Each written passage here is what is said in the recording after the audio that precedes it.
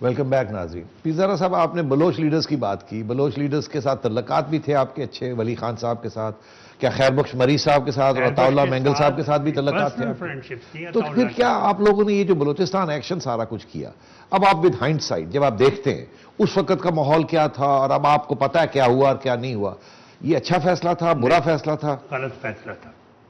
تھوڑا سا انا کا معاملہ بھی تھا. انا کا معاملہ, انا کا معاملہ دونوں طرف. دونوں طرف. اور سردار عطا اللہ مینگل زندہ ہیں. انہوں نے اور لیڈران نے قبول کیا ہے کہ اس میں ان کا بھی قصور تھا, ہمارا بھی قصور تھا. تو کیا آپ کا کیا قصور تھا؟ ہمارا قصور یہ تھا کہ ہم بڑی پارٹی تھے اور ہماری حکومت تھی.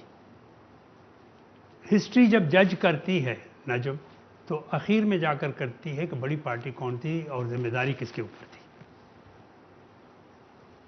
تو ہم اگر کچھ لچک پیدا کرتے تو یہ معاملہ طے ہو جاتا, اور اگر بلوچ لیڈران بہت ہی ریجڈ تھے اور ان میں لچک نہیں آ رہی تھی تو ہمیں ان کو منوانا چاہیے تھا. آپ تو بھٹو صاحب کے ساتھ نیگوسیشنز میں شامل تھے. جی بالکل. تو کس سٹیج پہ آپ کو یہ احساس ہوا کہ شاید اب کچھ اور چیز ہونے جا رہی ہے اور یہ نیگوسیشنز کامیاب نہیں ہوں گے, اور کیا بھٹو صاحب کو آخری وقت تک نہیں سمجھ آئی کہ کیا ضیاء الحق کیا کرنے جا رہے ہیں؟ 25 جون 1977 we both came to the conclusion. ہم اکیلے بیٹھے تھے, ٹاکس میں بریک ہوا تھا, نماز پڑھنے کے لیے مولانا مفتی محمود نوابزادہ صاحب اور پروفیسر غفور باہر گئے تھے اور مولانا کوثر نیازی, میں اور بھٹو صاحب اکیلے بیٹھے تھے. We came to the conclusion on 25th of June that the army is planning to take over. مطلب 10-12 دن پہلے, کھو سے پہلے آپ کو احساس ہو گیا تھا کہ یہ اب ہونے جا رہا ہے. جی. تو پھر ایک بات کیسے احساس ہوا اس بات؟ کچھ ایسی باتیں ہو رہی تھی جو کور کمانڈرز کہہ رہے تھے. کچھ کور کمانڈر سینے پہ ہاتھ مار کے کہتے تھے کہ loyal to the hilt like Zia ul-Haq. کھلم کھلا کہتے تھے بھٹو صاحب کو کہ آپ ہمارے برین ہیں, ہم آپ کے برون ہیں, ہم آپ کی باڈی ہیں, ہم آپ کی قوت ہے. تو اس وقت آپ کو شک ہوتا تھا کہ یہ شک ہوتا تھا یا یقین ہوتا تھا؟ یہ کہ اس کا الٹا کہ the dame sell protest too much. تو یہ کہ بڑی لائلٹی پلیج کی جا رہی ہے, لیکن اس کے علاوہ بھی تھا. یہ بھی کچھ کور کمانڈرز کہہ رہے تھے کہ جناب حالات خراب ہیں اور ہمارے اوپر بڑا سخت پریشر ہے کہ آپ کیوں نہیں بیچ میں آ کے دونوں فریقین کو علیحدہ کرتے ہیں. Now this happened close to between end of May and 25th of June. But at least on 25th of June ہم دونوں قائل ہو گئے تھے اس بات کے کہ فوج انٹرفیئر کرے گی. تو پھر اس وقت آپ کیا کر سکتے تھے اور کیا نہیں کیا؟ اب جب واپس سوچتے ہیں آپ تو کیا کر سکتے تھے ان 10 دن میں کہ کو اوائڈ کر لیے؟ دیکھیں, جو کچھ ہم کر سکتے تھے وہ ہم نے کیا. ہم نے ٹاکس کو ایکسلریٹ کیا. 1 جولائی کو جو ہے وہ کمپلیٹ اکارڈ ہو گیا, اس میں بھی غلطی ہوئی. دوسرا یہ ہے کہ دیکھیں جس پوزیشن میں ہم بیٹھے ہوئے تھے اس میں ہم مورل اتھارٹی ہماری ایروڈ ہو گئی تھی. The moral authority had eroded and we were giving by bits and pieces too late and too little. یہ بڑی دلچسپ بات کی آپ نے. میں اسی بات سے ایک نیا سوال کھڑا ہوتا ہے. آپ کی مورل اتھارٹی کمزور ہو رہی تھی اور ایروڈ ہو رہی تھی, اور آپ دیر لگا رہے تھے اکارڈ کرنے میں. یہی ہو رہا تھا, جلدی ہو جاتا جب اتھارٹی تھی تو بہتر ہوتا. اگر آپ آج کے حالات کو دیکھتے ہیں تو یہاں یہ کہا جا رہا ہے کہ زرداری صاحب کی مورل اتھارٹی ایروڈ ہو گئی ہے یا بہت ہو گئی ہے, اور وہ جو اکارڈ کرنا چاہ رہے ہیں ججز کو بھی ریسٹوریشن میں دیر لگائی, اور اب نواز شریف صاحب کے ساتھ بھی جو اکارڈ ہونے جانا ہے یا ہونا چاہیے 17 امینڈمنٹ پہ, اس پہ بھی دیر لگا رہے ہیں. کیا آپ کو کوئی سملیرٹیز نظر آتی ہیں ان سچویشن میں اور اس سچویشن؟ سملیرٹیز بھی نظر آ رہی ہیں اور خطرات بھی نظر آ رہے ہیں آپ کو. خطرات بھی نظر آ رہے ہیں. تو خطرے کیا ہیں؟ دیکھیں, ایک تو یہ میں اس بات کو قطعی طور پر خارج امکان قرار دیتا ہوں کہ کوئی بھی ہمارے پاس, آپ ہیں, میں ہوں, دوسرے ہیں جنہوں نے 4 سالیں قیدیں کاٹی ہیں, جنہوں نے ایگزائلز کاٹے ہیں, وہ ان میں سے کوئی بھی کہے گا کہ یہ سسٹم جو ہے, جو ڈیموکریٹک سسٹم ہے, وہ ڈی ریل ہو جائے. کوئی نہیں چاہے گا. یہ کوئی نہیں چاہے گا جی. یہ کیا بات کر رہے ہیں؟ اگر کسی نے کہہ دیا کلین دا سلیٹ, تو کلین دا سلیٹ تو 10 آدمیوں سے بھی سلیٹ کلین ہو سکتا ہے. کوئی یہ نہیں چاہتا. آپ کو اس وقت فوج کی مداخلت نظر نہیں آ رہی؟ فوج کی مداخلت مجھے نہیں نظر آ رہی ہے, لیکن اگر یہ اپنے کرتوت جاری رکھتے ہیں جو کر رہے ہیں, پھر کوئی بھی چیز جو ہے وہ ہو سکتی ہے, لیکن مجھے نہیں نظر آ رہی.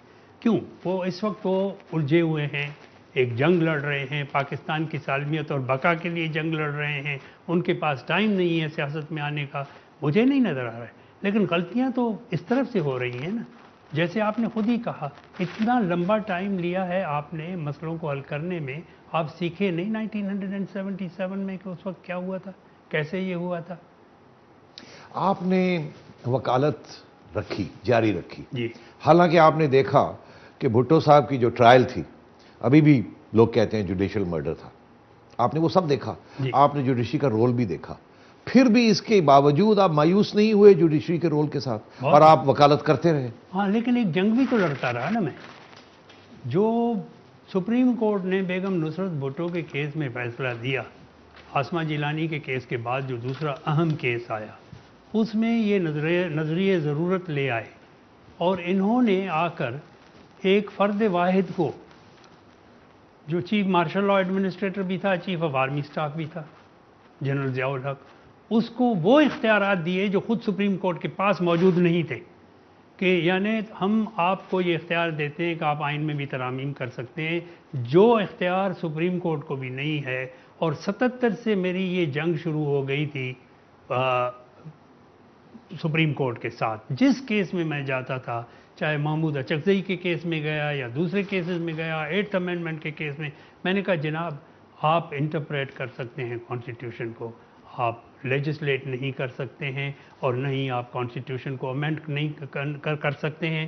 اگر آپ کانسٹیٹیوشن کو امینڈ نہیں کر سکتے، آپ کو کہاں سے یہ پاور ملا ہے کہ یا اجازت ملی ہے کہ آپ کسی فرد واحد کو جو پارلیمنٹ کے باہر ہے، جو ایک ملٹری ڈکٹیٹر ہے، اس کو آپ اختیار دے دیں کہ آپ جا کے آئین میں ترامیم کریں؟ تو یہ جنگ لڑنے کے لیے میں ڈٹا رہا۔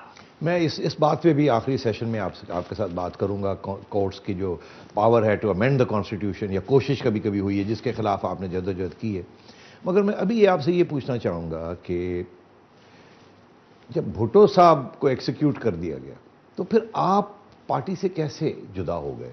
بے نظیر کے ساتھ کیا آپ نے کوئی سیاسی تعلقات نہیں بنا سکے، یا ان کی طرف سے پرابلم تھی، یا آپ کی طرف سے پرابلم تھی؟ ان کی طرف سے زیادہ کیا پرابلم تھی؟ کیوں نہیں آپ پارٹی کے ساتھ رہے؟ کیونکہ دیکھیں، ایک بہت ہی پاورفل سینٹیمنٹ فیملی کے حق میں اٹھتا ہے جب ان کا ہیڈ آف دا فیملی اس طرح سے شہید کیا جاتا ہے، اور کوئی ڈاؤٹ نہیں تھا کہ بیگم نصرت بھٹو ان دا فرسٹ انسٹنس اور اس کے بعد شہید محترمہ بے نظیر بھٹو پارٹی کو چلانا چاہتی تھی، اور وہ پارٹی کو اس طرح سے مولڈ کرنا چاہتی تھی جیسے ان کو سوٹ کرے۔ تو آہستہ آہستہ ڈفرینسز تو تھے، لیکن چھوڑنے کے ہم نے نہیں چھوڑی پارٹی۔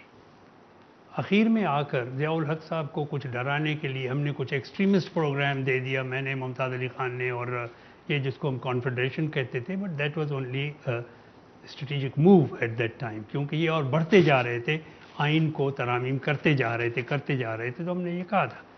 تو مگر Benazir was not on board with you on this, وہ کنفیڈریشن والی آئیڈیا کو انہوں نے ریجیکٹ کر دیا تھا، آپ ایک ایکسٹریمزم کی طرف جا رہے تھے as a pressure point. As a pressure point میری رائے ہمیشہ یہی تھی کہ یہ دس از اے پریشر پوائنٹ، اور وہ پریشر پوائنٹ ثابت ہوا ضیاء الحق پر۔ انہوں نے پھر 1985 میں آ کر انتخابات کروائے، کس قسم کے بھی تھے، لیکن ایک پارلیمنٹ آئی جس میں محمد خان جنیجو صاحب چیف پرائم منسٹر بنے۔ بے نظیر کے ساتھ اس پر اختلافات تھے، اور انہوں نے پھر سینٹرل کمیٹی اپنی بنا کے اس سے مجھے اور ممتاز علی بھٹو کو پارٹی سے ایکسپیل کروایا، اور ہم نے اس کو چیلنج نہیں کیا۔ ہم نے کہا کہ چیلنج کریں گے بہت بڑا گند ہوگا، ہم نے کوئی پیرلل پارٹی نہیں بنائی، اور آہستہ آہستہ پھر 1990 تک میں جو تھا سیاست سے علیحدہ ہو گیا۔ ٹھیک، ناظرین ایک بریک لے رہے ہیں، پھر ہم واپس آتے ہیں۔